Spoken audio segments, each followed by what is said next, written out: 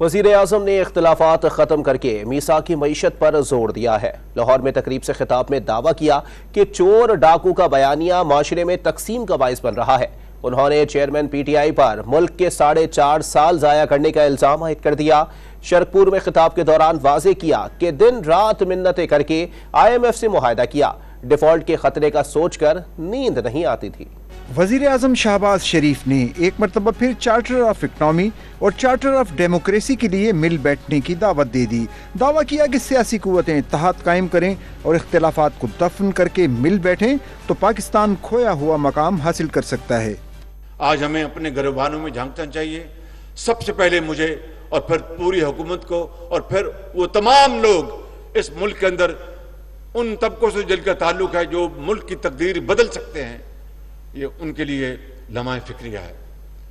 اور میں سمجھتا ہوں کہ اگر آج ہم مل بیٹھ کر اپنے اختلافات دفن کر کے اگر ہم ایک ہو جائیں تو پھر کوئی مشکل، کوئی رکاوٹ ہمارے راستے کی زنجیر نہیں بن سکے گی۔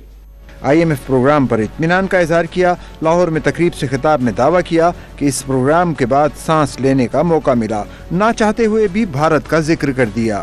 اگر ہم نے یہ فیصلہ کر لیا کہ ہم نے تاریخ کا رخ موڑنا ہے اور پھر IMF کے پاس دوبارہ نہیں جانا، میں مجبور ہوں یہ نام ہندوستان کا لینا۔ ہندوستان 91 میں گیا IMF کے بعد، اس کے بعد آج تک وہ IMF کے پاس نہیں گیا، لیکن ہم کتنی بار IMF کے پاس جا چکے ہیں۔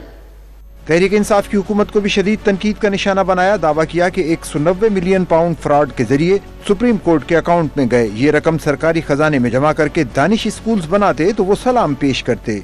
کاش وہ 50 ارب روپیہ 190 ملین پاؤنڈ وہ فراڈ کے ذریعے سپریم کورٹ کے اکاؤنٹ میں جمع نہ ہوتا اور وہ پاکستان کے خزانے میں آتا اور اس سے پورے ملک میں دانش اسکول بنائے جاتے، تو میں اس حکومت کو سلام کرتا کہ انہوں نے اس قوم کے لیے بہت بڑا کام کیا ہے۔